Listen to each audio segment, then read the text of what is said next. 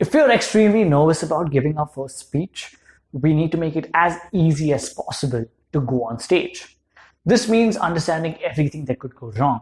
We might be forgetting our lines, our mic could not work, we could trip on stage, people might judge us, we might look a fool, and so much more. And now we could spend hours talking about things like, don't worry about all that, just believe in yourself, be confident, what's the worst that could happen? And that's not going to help. If the fear is so deep-rooted in us, fighting it with these rationalities is not going to work. So let's get radically practical about this. Hey, my name is Radeep, and I love learning about effective communications and sharing those learnings with you so that you can level up your communications game as well. Everything that we're going to cover here is well within our control, no matter how nervous we might be as speakers.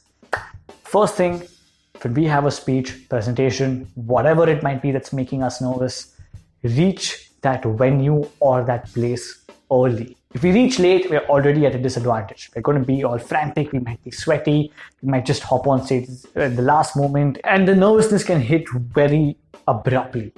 We need to let our body adapt to that particular venue, especially if we're not familiar with going on stage. So when we reach early, there are two things that can happen. First is we can go and we can meet our future audience members. We can greet them, we can start understanding who they are. People get to know us, and if we are naturally shy people, we can use this opportunity to start pushing ourselves out a little more before that big push that will come when we go on stage. And by push, I mean pushing us out of our comfort zone. And the next thing, which is such a simple thing, but it's so underrated and underspoken about, we should reach early and spend some time just walking on the stage.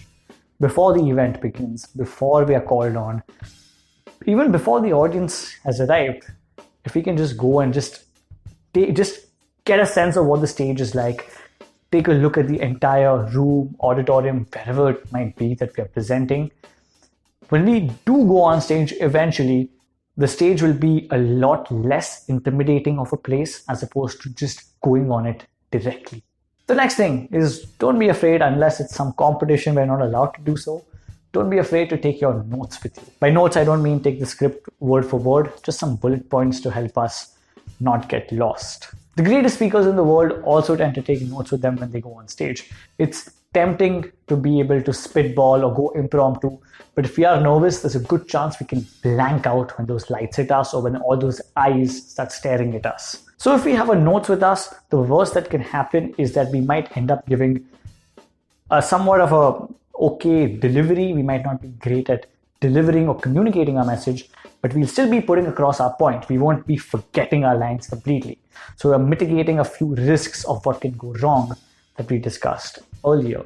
The next thing is that if you're very conscious, we naturally tend to get very tight. Our muscles start to tighten up. Our shoulders are not loose. Our facial muscles are also very tight. We need to start loosening them up a little. On the day of the speech or presentation, before we go up, we should just engage in some light stretching. We can also stretch our facial muscles by making those different emoji expressions. What all this does is that it moves our body in ways that it's not familiar with. So that when we do go on stage finally, we are a lot looser instead of just being very tight. Doesn't mean our nervousness goes away.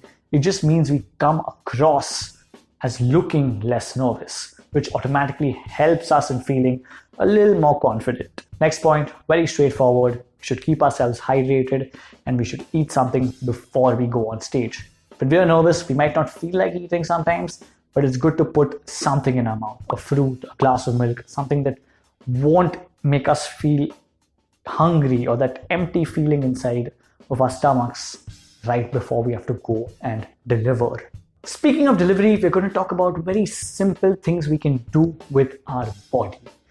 Body language can be broken up into three parts: stance, hands, and face. With our stance, we should just make sure that we're not pacing about on stage like a leopard in a cage. If we don't know how to move on stage, we're much better off standing still. But if we do want to move, we should move with purpose. This means having one part of your speech from here, another part of your speech from here, maybe another part from the center.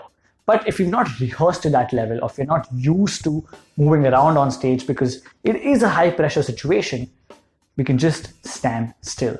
Now, how do we stand on stage? Very simple. Just keep your hands like this. Keep them on your belly. Some people might say that this is not the best stance. I disagree with that. It's very simple and straightforward, and we can just simply take our hands up and move them when we need to gesture.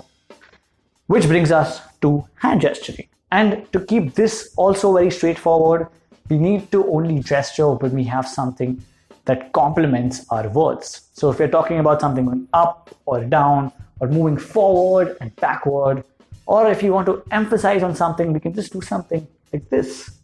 I love Australia. Keeping it very basic. And if no hand gestures come to our minds, that's all right as well. And finally, our face. Starting with eye contact. Eye contact is something that's very scary. I struggled with it a lot. So I would not look at people in the eye.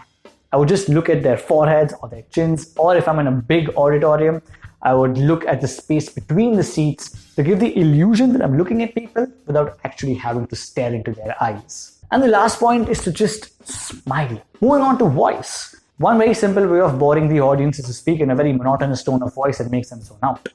Instead, we can vary it. Very basic again. Just learning the trick of emphasis. We should just go through our speech and identify key words that we want our audience to remember or take note of, and just stress on them when we're speaking. And we should also try and incorporate pauses or silences within our speech. So if we have an important point to make, to simply stop before we make it is a great way to engage the audience, and it also helps to modulate our voice without actually us having to speak. It also helps us speak slowly. When we're nervous, we might tend to speak very quickly, and pausing tends to slow down our pace. Now, all that's fine when it comes to delivery, but there's a chance that we're still very nervous, and one good thing to do is to redirect our audience's attention from us, and to reduce that feeling of nervousness, to redirect it to something else. These are known as redirection tools.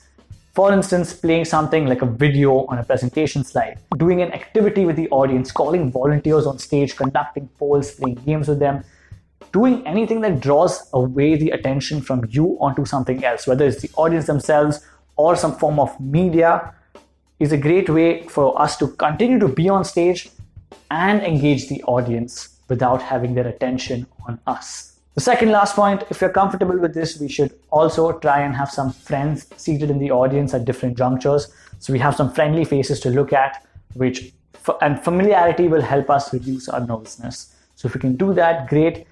I personally do not like having known faces in the crowd, so I avoid doing that. It depends on what works for you. If that works for you, then have some friends spread across the audience. And the last point is very obvious, but many times overlooked, which is to practice as much as possible, especially if you're nervous. Only one thing to do when we practice. We should try and practice our speech at least 6 times or 7 times, and we should video record each of those practice sessions. When we re-look at them, we'll be able to self-evaluate. We can also show it to some other people who we trust and who we know are better at public speaking than us to get some very tangible feedback points. And that's about it. If you have your first speech coming up, all the very best for it. I really hope these points will help you. Tried and made it as simple and practical as possible. And if you have any more questions when it comes to things like public speaking or communications, we have an entire website with in-depth articles and resources dedicated just for that. So go check out franticallyspeaking.com. And if you want to know how to open your speech, whether it's your first speech or any number of speech that you're giving, check out this video right here. It has a bunch of examples and techniques that we can use to grip our audience's attention from the beginning.